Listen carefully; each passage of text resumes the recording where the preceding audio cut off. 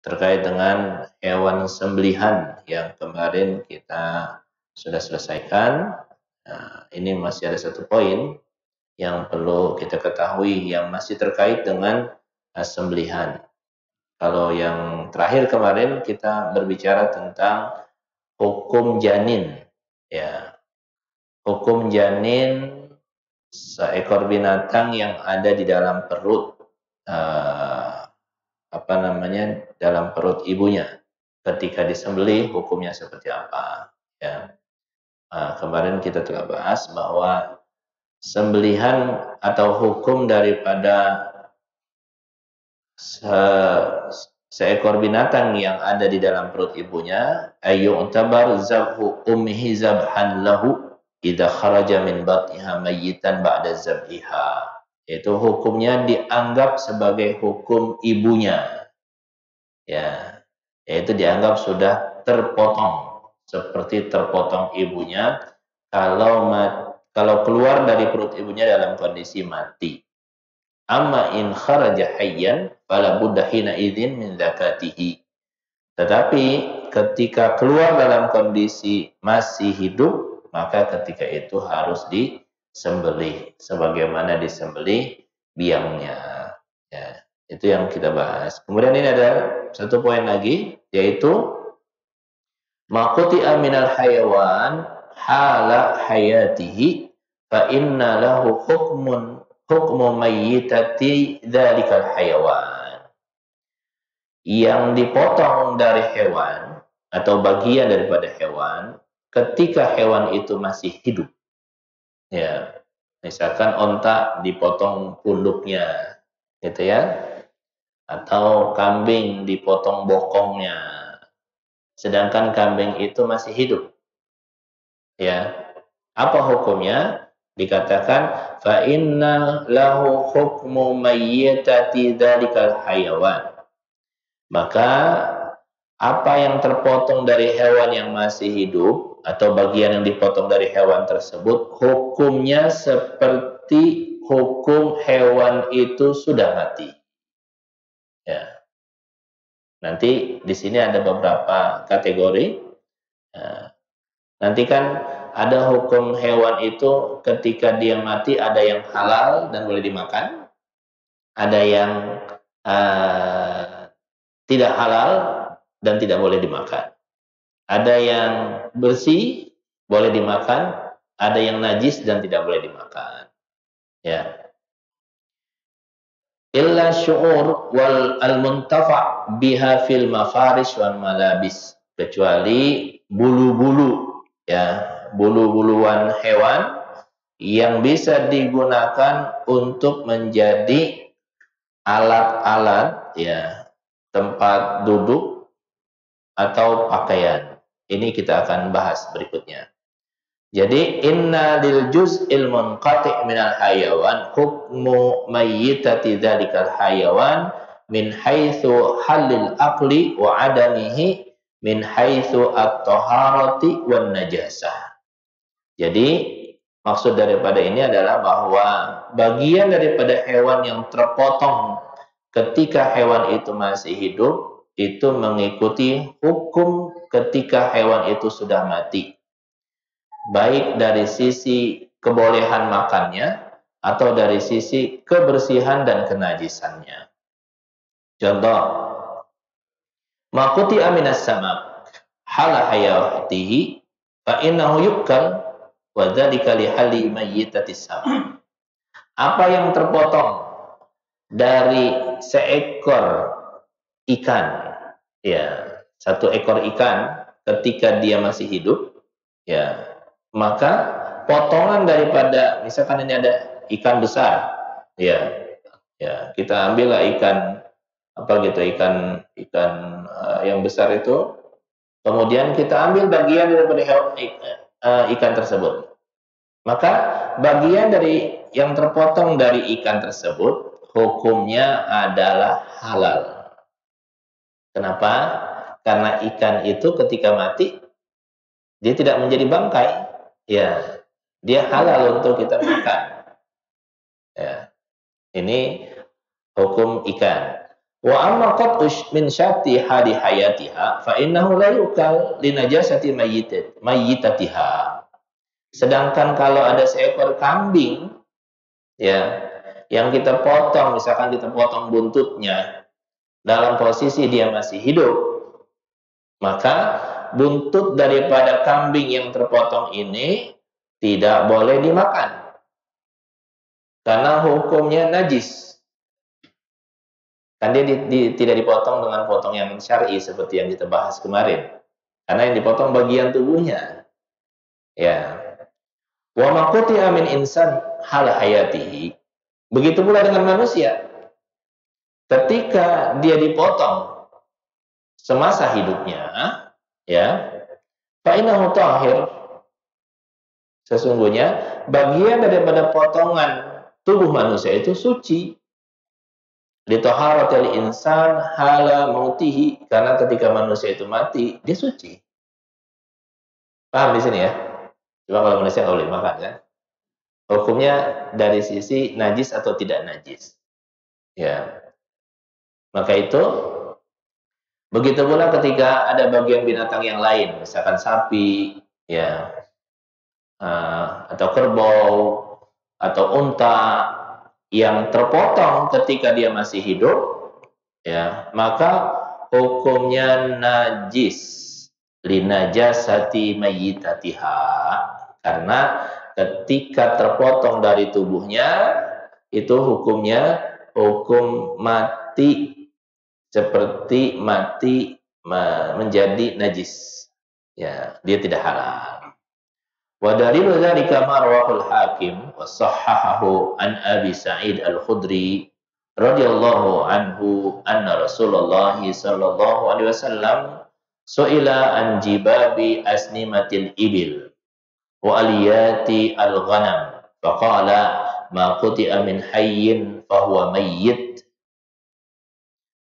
Dalil daripada itu berdasarkan hadis dari Al-Imam Hakim dan disahihkan oleh beliau sendiri dari Abi Sa'id Al-Khudri radhiyallahu anhu bahwa Rasulullah sallallahu alaihi wasallam pernah ditanya tentang punduk onta yang dipotong atau tentang bokong kambing, belakang kambing yang dipotong, apa hukumnya?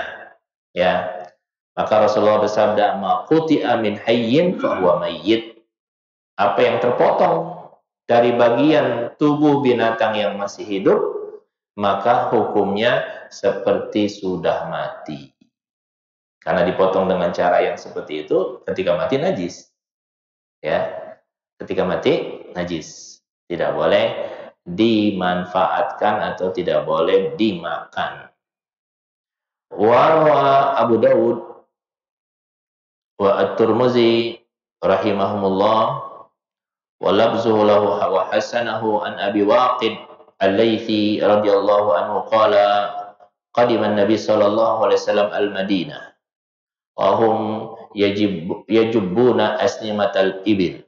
Rasul sallallahu alaihi wasallam datang ke Madinah dan ketika itu kaum muslimin atau orang-orang yang ada di Madinah itu sedang memotong punduk onta, wa yaqta'una aliyati al-ghanam, dan memotong bokongnya kambing. Faqala ma quti'a minal bahimati wa hiya mayyit wa hiya hayyatun fa hiya mayyitah. Apa yang terpotong dari binatang dalam kondisi dia masih hidup, maka potongan daripada bagian tubuhnya itu dianggap sebagai mayyit, sebagai sesuatu yang mati yang hukumnya najis. Ya. Wa ma yustasna min dzalik. Ada pengecualian. Ya. Daripada hukum ini. Illa annahu ustusniya min hukmi ma dzukira sabiqan. Ya. Tetapi di sana ada pengecualian dari hukum yang disebutkan tadi, ya, hukumnya najis dan tidak bisa dimanfaatkan atau tidak bisa dimakan. Ya, hukum yang menjadi pengecualian dari bagian tubuh binatang itu adalah al-aswaf, bulu domba, wal ash'ar, ya, bulu-buluannya, tetapi dengan syarat sebagai berikut. Ya, jadi binatang yang masih hidup, kemudian diambil bulunya, ya ini hukumnya halal. Ya, tetapi dengan syarat. Pertama, antakuna min hayawanin ma'kulul lahmi syar'an. Hewan yang dibolehkan untuk diambil bulunya, ya bagian daripada tubuhnya itu adalah hewan yang boleh dimakan dagingnya secara syar'i. Jadi hewannya harus hewan yang boleh dimakan dagingnya. Berarti yang tidak boleh dimakan dagingnya nggak boleh. Kalau di Australia itu Pak, itu kan ada domba-domba yang tebal-tebal tuh, ya kan? Itu kan dipotong kulitnya, dipotong bulu-bulunya itu ketika domba itu masih hidup. Jangan dipotong, dilepas lagi, tumbuh lagi bulunya, dipotong lagi. Domba ini kan halal untuk dimakan, ya kan? Maka hukum daripada bulu-bulu ya domba yang tebal tersebut hukumnya halal karena apa? Karena hewan ini adalah boleh dimakan dagingnya. Yang kedua, antaqussa minhu hala hayatihi aw ba'da zabhi zabhan syar'iyyan. Bulunya itu, ya, bulu domba tersebut itu dipotong ketika domba itu masih hidup atau setelah disembelih dengan sembelihan yang syar'i. Sembelihan yang sesuai dengan aturan syariat seperti yang sudah kita bahas. Ya. Yang ketiga, syaratnya alla tanfasil minal hayawan al-hayyi ala udwin infasala minhu. Tidak boleh bulu tersebut menjadi bagian daripada bagian tubuh hewan yang terpotong. Misalkan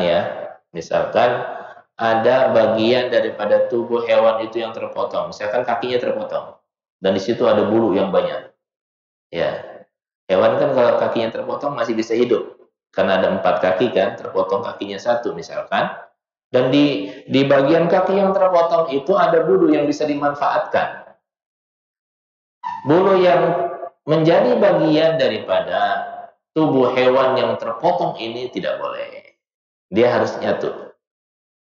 Ya, dia harus menjadi bagian yang utuh daripada hewan tersebut. Dia tidak boleh terputus bagian tubuh itu. Ya, ini syaratnya. 3 syarat.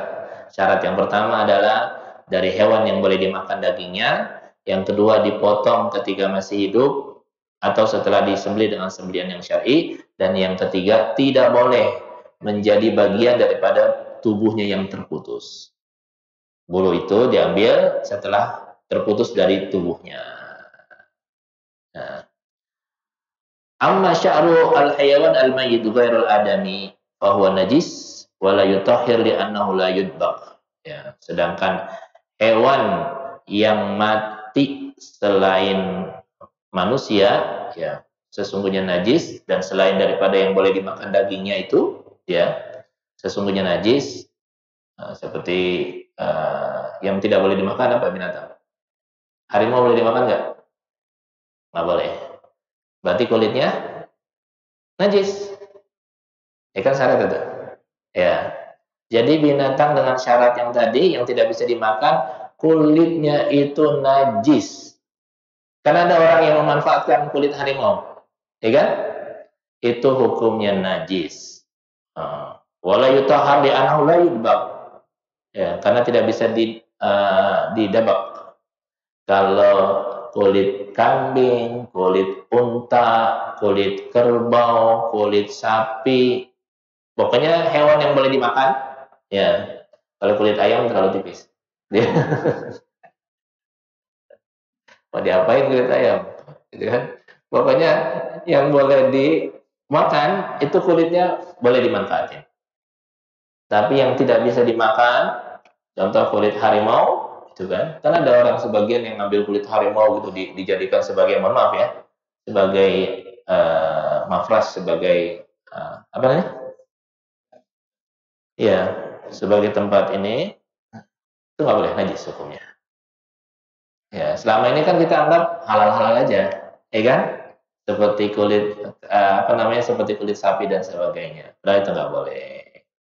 Hal itu berdasarkan firman Allah Subhanahu wa taala di dalam surah An-Nahl. Ya. Dalam surah An-Nahl ayat 80, Allah Subhanahu wa taala berfirman, "Wallahu ja'ala lakum min buyutikum sakana wa ja'ala lakum min juludil an'ami buyutan tastakhifunaha yawma dha'nikum wa yawma iqamatikum wa min aswafiha wa awbariha wa ash'ariha athatha wa mata'an ila hin." Dan Allah menjadikan rumah-rumah bagimu sebagai tempat tinggal, dan Dia menjadikan bagimu rumah atau kemah-kemah dari kulit hewan, ternak. Ya, kalimatnya hewan ternak. Yang kamu merasa ringan membawanya pada waktu kamu bepergian dan pada waktu kamu bermukim, dan dijadikannya pula dari bulu domba, bulu unta, dan bulu kambing. Coba disebutnya. Ya, kan disebut secara definitifnya. Ya, hewan ternak, kemudian bulu domba, bulu unta, dan bulu kambing. Alat-alat rumah tangga dan kesenangan sampai waktu tertentu. Ya. Jadi ini cakupan daripada hewan yang boleh diambil manfaat daripada bulu-bulunya. Ya. Jadi ayat ini walaqad dallatil ayah ala jawaz isti'malil aswab wal awbar wal ash'ar wa dzalika dalilu taharatiha. Ayat ini menjadi dalil menunjukkan bahwa dibolehkan kita menggunakan bulu-bulu daripada binatang-binatang tersebut karena kesucian yang ada di dalam hewan tersebut.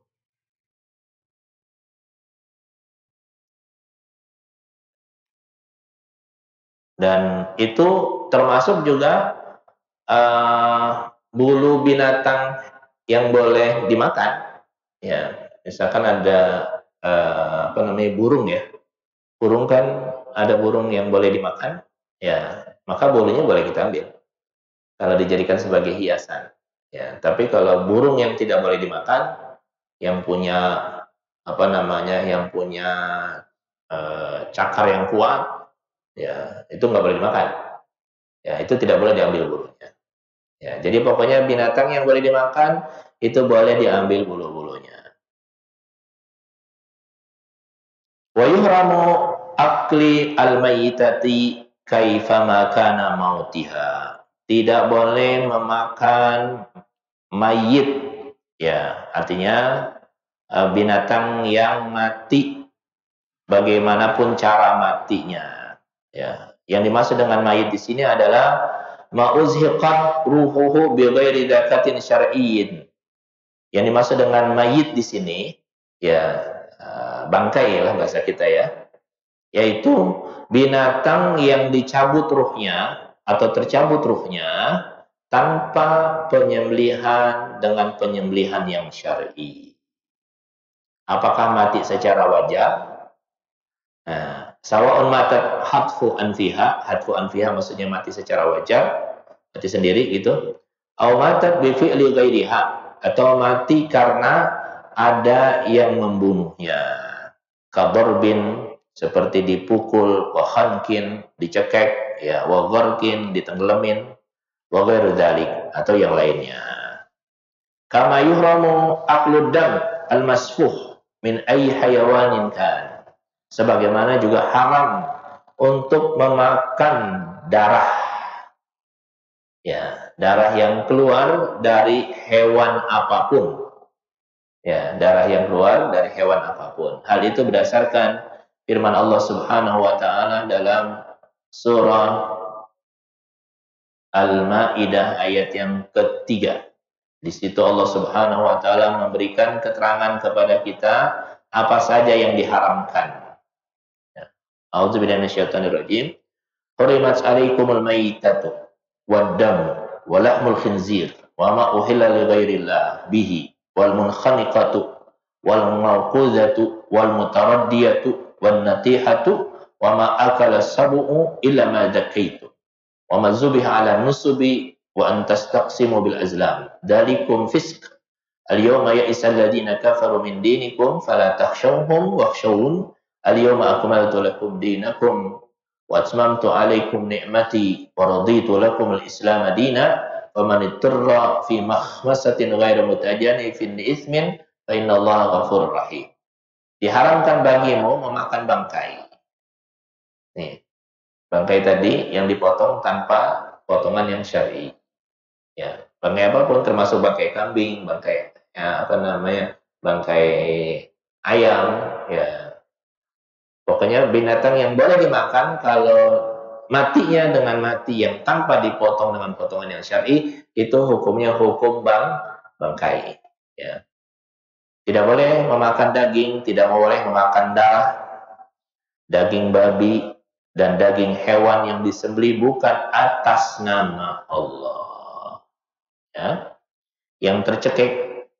Ya. Jadi kalau ada hewan kurban kemudian mati kecekek gitu ya, itu jadi bangkai dia.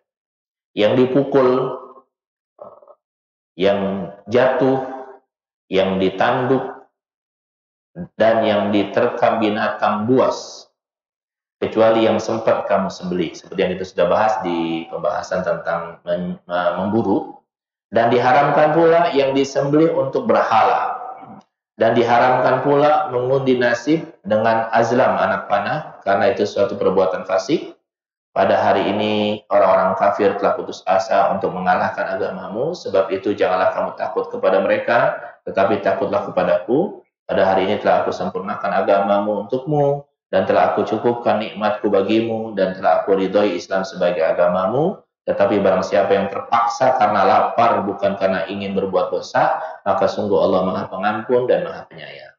Poin terakhir tadi itu adalah terkait dengan emergensi. Ya, misalkan ada orang berada di hutan, kemudian dia tersesat, dia tidak bisa memakan apa-apa kecuali binatang yang diharamkan. Ya, kalau untuk sekedar menyelamatkan dirinya, ya misalkan yang didapat cuma babi, disebutkan di sini kan babi haram, ya didapatkan cuma babi, nggak ada binatang lain. Sedangkan kalau nggak dia makan, dia mati. Maka ketika itu dia boleh memakannya ittiraran, karena emergensi, menyelamatkan nyawanya. Tapi sekedarnya aja. Jangan sampai banyak-banyak, gitu, sampai kenyang gitu. Sekedarnya aja untuk menyelamatkan nyawanya. Ya. Ayat ini turun ketika Hajjatul Wada. Al-yawma akmaltu lakum dinakum wa atmamtu 'alaikum ni'mati wa raditu lakum al-Islam dinan. Pada hari ini aku telah sempurnakan agama untuk kalian. Al-yawma akmaltu lakum dinakum wa atmamtu 'alaikum ni'mati. Aku sempurnakan nikmatku kepadamu. Wa raditu lakum al-Islam dinan. Dan aku ridho Islam sebagai agama, kata Allah Subhanahu wa Ta'ala. Ini ayat ini ada sesuatu yang menarik. Ketika turun ayat ini, para sahabat gembira, senang, karena Allah memberikan kabar gembira tentang kesempurnaan agama ini. Kecuali satu orang, yaitu Abu Bakar radhiyallahu anhu. Abu Bakar menangis. Ya, Abu Bakar menangis. Ketika Abu Bakar menangis, sahabat-sahabat yang lain bertanya, "Ya Abu Bakar, kenapa engkau menangis? Padahal ini adalah Hajjatul Wada, haji bersama dengan Rasulullah SAW. Kemudian turun ayat yang berbicara tentang kesempurnaan agama kita, keridhaan Allah Subhanahu wa Ta'ala kepada agama kita. Kenapa engkau menangis?" Abu Bakar berkata, ketika sesuatu sudah sempurna, dia akan turun. Ya. Dan aku menyadari ini berarti sudah dekat waktu wafatan Rasul Sallallahu Alaihi Wasallam. Abu Bakar begitu sangat dalam memahami ayat ini, begitu sangat kuat firasatnya dengan ayat ini. Ya, yang lain menangis, yang lain bergembira, Abu Bakar justru bersedih, karena dia sadar bahwa itu berarti kewafatan Rasul Sallallahu Alaihi Wasallam sudah dekat. Dan apa yang menjadi firasatnya Abu Bakar itu benar. Setelah pulang, ya, ke Madinah, beberapa bulan kemudian Rasulullah SAW, karena sudah sempurna agama ini, sudah selesai tugas Rasulullah SAW, menyampaikan risalahnya. Ya, ayat yang terakhir di Madinah turun wattaqu yawman turja'una fi ilallah. Ya, itu adalah ayat terakhir yang turun ketika Rasulullah berada di Madinah. Ya. Baik. Jadi jamaah sekalian, berikutnya ma yustasna minal mayyitati waddam. Apa yang dikecualikan? Yang dikecualikan dari bangkai yang boleh untuk dimakan. Laqad istasna min mayyitatil hayawan. Ada pengecualian dari bangkai hewan itu cuma dua. As-samak wal jarad. Yaitu bangkai ikan dan bangkai belalang. Ya, al-jarad. Ya. Padahal dzalika marwahu al-Imam Ahmad wa ghairuhu an Ibnu Umar radhiyallahu anhuma. Itu dari sisi bangkai. Wastusniya minad dam, dan ada pengecualian dari darah, yaitu al-kabid wat tahal, hati dan limpa. Hati itu bagian dari darah. Ya. Limpa bagian daripada darah. Ini dikategorikan sebagai darah, tapi ini darah yang halal. Ya. Marwahu Ahmad rahimahullah wa ghairuhu an Ibnu Abbas an Ibnu Umar radhiyallahu anhuma qala Rasul sallallahu alaihi wasallam uhillat lana mayyitatan. Dihalalkan bagi kita dua bangkai. Wadaman, dua darah. Fa ammal mayyitatan, yang dimaksud dua bangkai di sini adalah al-hut wal jarad, ikan dan belalang. Wa amad-dam, sedangkan ada dua darah yang dihalalkan, yaitu al-kabid wat tahal, hati dan limpa. Ya, jadi hati dan limpa ini termasuk kategori darah. Ya. Nah, itu beberapa catatan terakhir daripada pembahasan az-zabaih, hal yang kita sembelih. Berikutnya masih juga terkait dengan sembelihan-sembelihan, yaitu akikah. Sebelum masuk ke akikah, ada yang mau ditanya? Pak Hakim, silakan.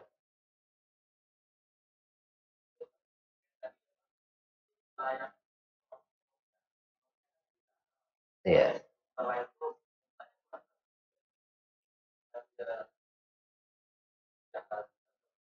Iya.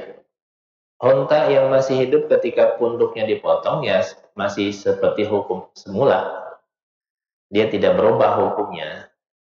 Jadi ketika dipotong dengan potongan yang syar'i, ya dia tetap boleh untuk kita konsumsi. Ya, tidak merubah hukum. Jadi onta yang terpotong punduknya, kambing yang terpotong misalkan bokongnya atau kakinya,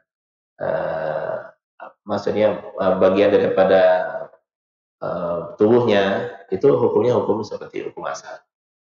Dia tidak merubah hukumnya. Jadi kalau disembelih dengan sembelihan yang sembelihan yang syar'i, dia masih halal untuk kita makan. Saya akan berkata. Assalamualaikum. Ya.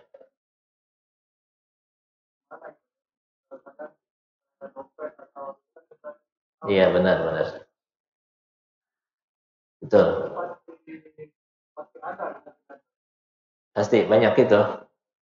Jadi dari bangkai-bangkai hewan yang tidak terpotong dengan syar'i, itu kan semua bagiannya nggak boleh kita pakai, termasuk kulit kulitnya, ya kan?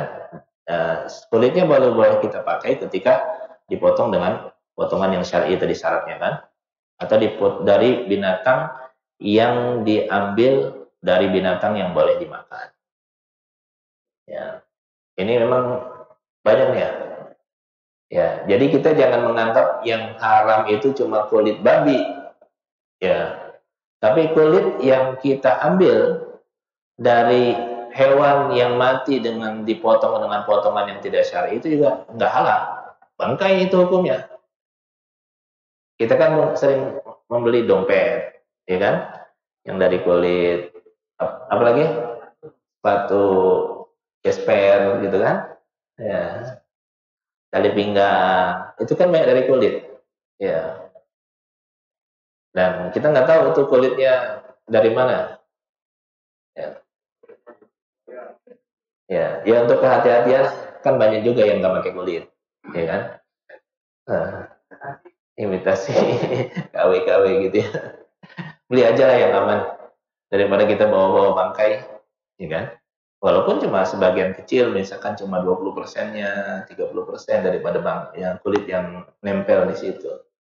Dan kita nggak tahu. Ini bagian daripada kehati-hatian aja. Ya. Kita kembali kepada hukum asal aja. Seperti itu kan banyak yang terjadi. Kan yang kulit dan babi itu Pak. Kulit babi dan berbagai macam yang ada dalam tubuh babi itu banyak dimanfaatkan. Termasuk untuk ini ya, untuk alat-alat kecantikan, termasuk untuk gosok gigi. Ya, untuk gosok gigi. Makanya itu kan sekarang gosok gigi ada yang halal tuh. Ada label halalnya. Ya, kenapa? Karena bulu-bulu gosok gigi itu juga banyak yang diambil dari bulu-bulu binatang yang tidak halal. Termasuk untuk shadow gitu kan, yang perempuan tuh. Ya, maka itu ada perkataan dari ulama. Kenapa kok babi, ya, kalimat khinzir itu kok begitu sangat banyak disebutkan di dalam Al-Quran, padahal budaya orang Arab ketika itu tidak punya budaya memelihara babi.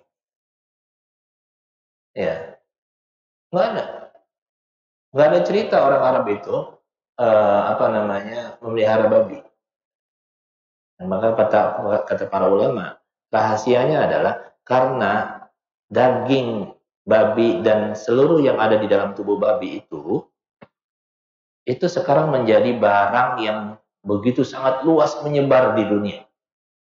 Ya, sampai tulang-tulang babi itu kan digunakan untuk berbagai macam produk kecantikan, produk obat dan sebagainya. Ya, karena apa? Karena ternyata dari sisi kelenturan dan sebagainya itu paling bagus dari sisi yang lain. Itu godaan sebetulnya. Ya, dan itu juga tantangan bagi para para ilmuwan untuk mencari pilihan yang lain dari makhluk Allah untuk digunakan barang-barang tersebut. Ya. Jadi ini memang pertanyaan Pak Rokan yang menarik. Ya, saya pun pernah berpikir juga. Ini saya beli dompet nih, kulitnya halal gak ya gitu. Sempat saya terpikir gitu. Cuma ketika itu yang saya pikirkan, ini kulit babi atau kulit binatang biasa gitu. Ya, ternyata pas saya baca buku ini, kulit itu pun tidak sembarangan kita gunakan. Ya, binatang yang tidak bisa dimakan tidak halal. Binatang yang tidak disembelih dengan sembelihan yang benar pun tidak halal kulit. Ya. Wallahu a'lam bishawab. Demikian pembahasan kita dari pembahasan terkait dengan penyembelihan. Kita masuk kepada bab berikutnya sebelum syuruk. Nih, syuruk kita masuk jam 6. Berapa? Ya, cepat syuruk sekarang ya. Jam 5.43. Ya. Tapi terserah nanti kita mau lanjut sampai jam 6 atau enggak. Ya. Baik. Bapak Kekah ini sebetulnya. Oh ya, Nenek, silakan, Nek.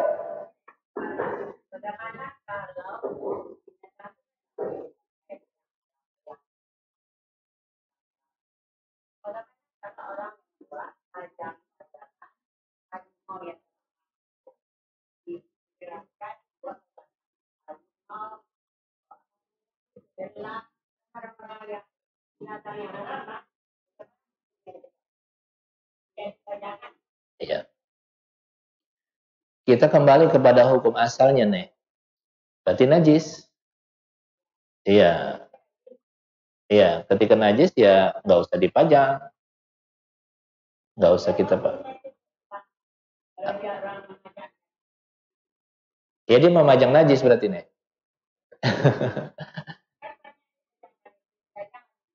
Ya, yang dikeringin itu ya, Nek, ya. Ada harimau yang dikeringin gitu menjadi binatang. Hmm. Iya, elang. Iya, iya.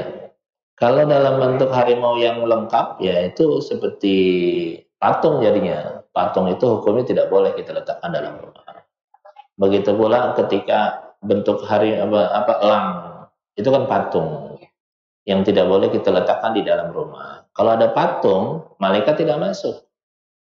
Ya, jadi dulu saya masih kecil saya ingat, saya punya orang tua, punya guru. Jadi kakak saya pulang dari satu tempat wisata, beli tempat beli tempat orang buat puntung rokok tuh ya, asbak gitu ya. Di asbak itu ada kepala burung. Ya. Ketika guru daripada orang tua saya masuk, kata guru orang tua saya, dia manggilnya Aziz kepada orang tua saya, Jiz, potong tuh kepalanya Jiz. Potong kepalanya. Kenapa Ustadz gitu ya? Nah, itu kalau ada kepala binatang, ini kepalanya doang. Kepala ini bukan binatang aslinya, tapi hasil daripada karya patungnya, gitu, kepalanya doang. Kata dia potong jis. Kenapa Ustadz? Itu nggak boleh. Saya ingat banget masih kecil tuh, karena saya bersama orang tua saya ketika itu. Ini malaikat nggak masuk. Kalau masih ada gambar-gambar binatang, walaupun cuma kepalanya doang. Ya, jadi itu. Dan kabel lagi kalau dalam bentuk aslinya nih, nggak boleh. Ya. Iya, rumah orang kaya, benar. Kalau kita orang miskin, ya itu kebanyakan duit nih, gitu ya. Ya. Jadi emang gitu, karena ketidakpahaman, Pak. Ya, karena ketidakpahaman, kebanyakan uang akhirnya dipakai untuk hal-hal yang seperti itu. Ya kalau itu adalah bagian dari keluarga kita, sampaikan aja. Ya, tapi sampaikan baik-baik. Ya, jangan, ini haram, jangan begitu. Tadi tersinggung pula. Gitu. Baik, kita masuk ke akikah. Al-aqiqah fil lughati mushtaqatun min al-aq wa huwa al-qat wa tudlaqu fil asli ala asy-sya'ri alladhi yakunu ala ra'sil maulud hina wa wiladatihi sumya bidzalika li'annahu yuhlaq wa yuqta. Aqiqah secara bahasa itu diambil dari kata-kata aq, yaitu bermakna memotong, dan tutlaqu fil asli ala sya'ri, dan biasanya penyebutan akikah ini untuk menyebut rambut yang ada di kepala anak yang baru lahir, ya, yang dipotong. Wal akikah syar'an, sedangkan secara syariat atau secara istilah syariat, akikah adalah ma yusbahu lil maulud inda halqi sya'rihi wa sumiyat hadhihi adz-dzabiha bihadzal ism. Sedangkan yang dimaksud dengan akikah secara istilah syar'i adalah binatang yang disembelih ketika anak itu dipotong rambutnya.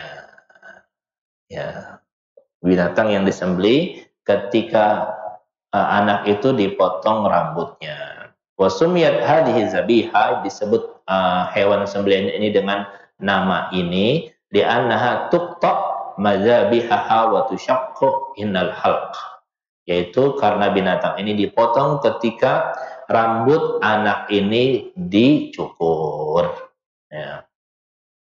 Wa yustahab tasmiyatul aqiqah nasikah au zabihah, dan disukai ya penyebutan akikah itu dengan nasikah. Nasikah itu nusuk. Nusuk itu artinya ibadah. Inna sholati wa nusuki wa mahyaya wa mamati. Itu kan doa yang kita baca di awal kita sholat, ya kan? Sesungguhnya sholatku ibadahku. Ya, jadi dianjurkan kalimat akikah itu disebut dengan nasikah atau zabihah atau penyembelihan. Ya. Dalilnya berdasarkan hadis riwayat Imam Abu Daud dalam kitab Adha'i babun fil aqiqah, annahu su'ila Rasulullah sallallahu alaihi wasallam anil aqiqah. Rasulullah ditanya tentang akikah, faqala la yuhibbullah al-uquq. Allah tidak suka dengan kalimat uquq. Uquq ini artinya adalah satu makna uququl walidain contohnya. Uququl walidain itu artinya melawan orang tua. Ya, fa innahu kurihal ismu. Penyebutan ini tidak disukai Rasulullah. Man wulida lahu waladun fa ahabba an yansuka anhu falyansuk. Barang siapa yang dikaruniakan seorang anak dan dia ingin untuk memotong hewan dengan lahirnya anak itu, falyansuk, maka hendaknya dia potong. Maka Rasulullah lebih suka menggunakan kalimat nasikah. Ya. Tapi bukan berarti dilarang untuk menggunakan kalimat akikah. Hukmul akikah. Apa hukum daripada akikah? Al-akikah sunnatun muakkadah. Akikah itu menurut mazhab Syafi'i adalah sunnah yang sangat ditekankan. Ya, sunnah muakkadah. Yutalab biha waliyul maulud alladhi yunfiqu alaihi. Yang disunahkan dengan sangat ditekankan kepada orang tua daripada anak yang baru lahir, yang memiliki kewajiban untuk memberikan nafkahnya. Wa dalilu istihbabuha fi'lu Rasul sallallahu alaihi wasallam laha wa fi'lu sahabat radhiyallahu anhum. Dalil penyunahannya, dalil disunahkan bahwa pelaksanaan akikah ini adalah apa yang telah dilakukan oleh Rasul sallallahu alaihi wasallam dan dilakukan oleh para sahabat radhiyallahu anhum. An Salman ibni Amir ad-Dabbi radhiyallahu anhu qala sami'tu Rasulullah sallallahu alaihi wasallam yaqul ma'al ghulam aqiqatuhu fa ahriku anhu daman wa amitu anhu al-adha. Bersama dengan anak yang baru lahir ini akikahnya, dan hendaknya dia atau orang tuanya memotong seekor binatang dan membersihkan dari tubuh anak itu kotoran-kotorannya. Akhrajahul Bukhari. Wa innama lam yaqul al-ulama biwujubul aqiqah li'annaha iraqatu damin bi ghairi jinayatin wala nadarin falam tajib kal udhiyah. Ya. Dan para ulama menyebut bahwa akikah ini bukan sesuatu yang wajib, ya, karena ini adalah sesuatu yang sunnah, ya. Wa dalilu ala adami wujubiha aidan hadits Abu Daud as-sabiq man wulida lahu mauludun fa habba an yunsab anhu falyunsab. Barang siapa yang dikaruniai seorang anak, maka apabila dia ingin menyembelih seekor hewan, maka hendaklah dia menyembelih. Jadi hukum dasar daripada akikah ini adalah sunnah muakkadah. Ya, walaupun ada yang menyebutkan wajib. Ya, ada yang menyebutkan wajib. Ya, kenapa? Karena nanti dalam pembahasan berikutnya anak itu akan tidak memberikan syafaat kepada orang tuanya ketika anak itu belum diakikahkan. Ya. Wayas waktu al-akikah, waktu pelaksanaan akikah. Yadkhul waktu jawazi zabil akikah bin fisali jami'il maulud min batni ummi. Waktu pelaksanaan akikah itu dibolehkan ketika anak itu sudah keluar, ya, sudah keluar secara sempurna dari perut ibunya. Ya. Kalau zubihat qabla tamami khurujihi, kalau dipotong kambing itu sebelum keluar secara sempurna dari tubuh ibunya, misalkan baru kakinya doang keluar gitu ya, baru kakinya keluar udah dipotong ke hewan gitu ya, padahal belum sempurna, semangat banget nih bapaknya gitu kan. Jadi baru keluar, baru menongol ini doang kakinya, wah anak aku mau udah lahir dipotong hewannya gitu, padahal belum sempurna. Ya. Maka ketika belum sempurna keluarnya, ya, la tuhsab akikah, tidak dianggap sebagai akikah. Bal takunu lahman laisa lahu hukmu sunnatul akikah. Maka disebut sebagai sembelihan biasa saja. Ya, maka tunggu dulu sampai selesai itu anak itu keluar, gitu ya. Jangan terlalu semangat pula. Gitu ya. Jadi waktunya tuh sejak anak itu lahir, nah itu boleh dipotong. Wa yastamiru waktu istihbabiha ilal bulugh. Terus waktunya itu sampai anak itu balik. Batasannya balik. Ya. Summa ba'dal bulugh yasqutu talabu an-nahwil abad. Kalau sudah balik, sudah selesai kewajiban seorang ayah untuk melakukan akikah. Wal ahsan inda idzin ayyuqa an nafsihi tadarukan lima fa'al. Dan bagusnya ketika sudah lewat daripada balik, hendaknya dia mengakekahkan dirinya sendiri. Ya, karena sudah lewat dari waktu yang menjadi kewajiban orang tuanya. Ya, jadi batasannya balik. Ya, dari sejak lahir sampai balik. Lakin yusannu an ya'uqqa anil maulud fil yaumis sabi' min wiladatihi. Tetapi disunahkan proses akikah anak itu dilaksanakan di hari yang ketujuh dari hari kelahirannya. Ini kalau mampu ya. Wa dalilu dzalika ma rawahu Abu Daud fil Adahi wa ghairuhu an Samrah radhiyallahu anhu qala Rasul sallallahu alaihi wasallam al-ghulam murtahanun bi aqiqatihi yuzbahu anhu yawma sabi' wa yusamma wa yuhlaq ra'suhu. Seorang anak itu tergadai dengan akikahnya. Yuzbah anhu yawma sabi', disembelih hewan akikah untuk dia pada hari yang ketujuh dan diberikan nama dan dicukur rambutnya.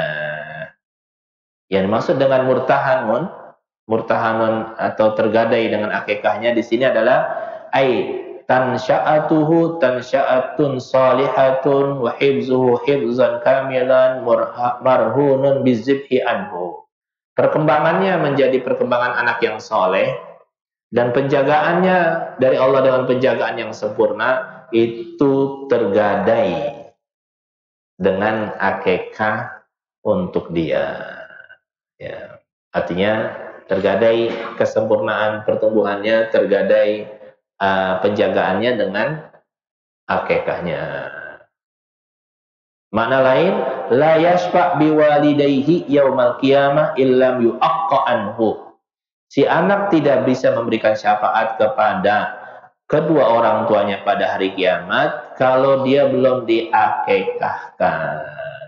Nah, dari keterangan ulama di sini ada yang mewajibkan. Ya, dari sini ada yang mengatakan hukumnya wajib akikah itu. Nah, ini mazhab yang lain. Ini mazhab al-Imam Hambal itu mewajibkan berdasarkan keterangan hadis ini. Bahwa anak itu tidak bisa memberikan syafaat kepada orang tuanya kalau dia tidak diakikahkan. Karena syafaat itu banyak, Pak. Salah satu syafaat itu syafaat anak. Ya, ya. Syafaat seorang anak kepada orang tuanya.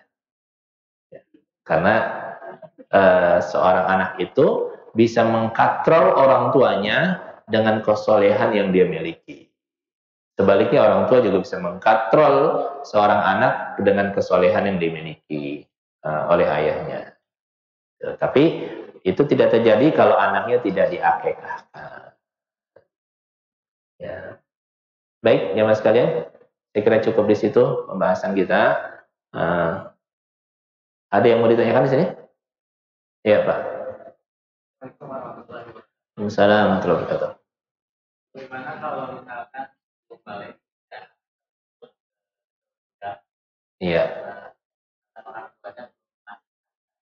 Iya. Baik. Ini saya nggak bisa jawab. Nanti saya cari dulu jawabannya, Pak. Saya nggak berani jawab apakah boleh atau tidak. Ya. Saya tidak bisa pastikan karena saya belum tahu. Nanti saya cari jawabannya. Ya, wallahu a'lam. Ada lagi, Pak? Ya, Pak Reflan. Waalaikumsalam warahmatullahi wabarakatuh. Iya.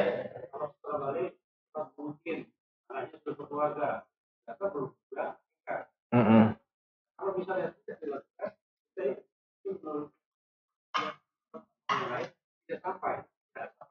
Iya.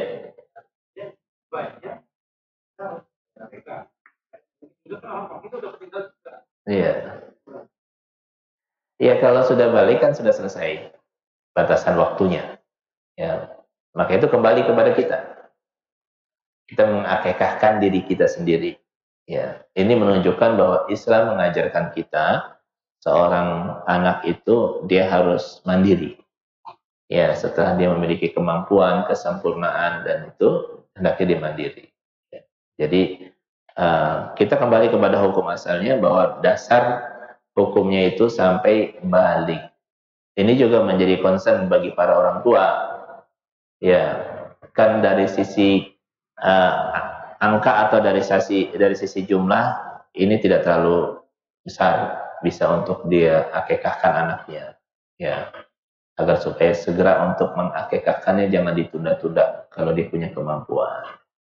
Ya, atau dia menabung untuk bisa mengakekahkan anaknya supaya keutamaan daripada akekah ini bisa didapatkan. Ya. Nanti jawabannya bareng dengan itu, Pak. Saya akan coba cari referensinya lagi. Ya. Baik, jamaah sekalian, sudah waktu syuruk ya, dan sudah jam 6. Sementara kita cukupkan dulu pembahasan tentang akikah. Ini masih panjang. Insya Allah masih panjang diskusi-diskusi kita terkait dengan akikah ini di pekan yang akan datang. Semoga Allah Subhanahu wa taala berikan kepada kita umur yang panjang dalam kondisi sehat walafiat, dalam kondisi taat kepada Allah Subhanahu wa taala, dan Allah anugerahkan kembali kesempatan bagi kita untuk terus belajar ilmu agama Allah Subhanahu wa taala. Mari kita tutup dengan sama-sama baca hamdalah, istighfar dan doa kutul majlis. Alhamdulillahirabbil alamin. Subhanallah bihamdi, subhanakallah bihamdika, asyhadu an la ilaha illa anta, astaghfiruka wa atubu ilaik. Wassallallahu sayyidina Muhammad wa ala alihi wa ashabihi ajmain. Assalamualaikum warahmatullahi wabarakatuh.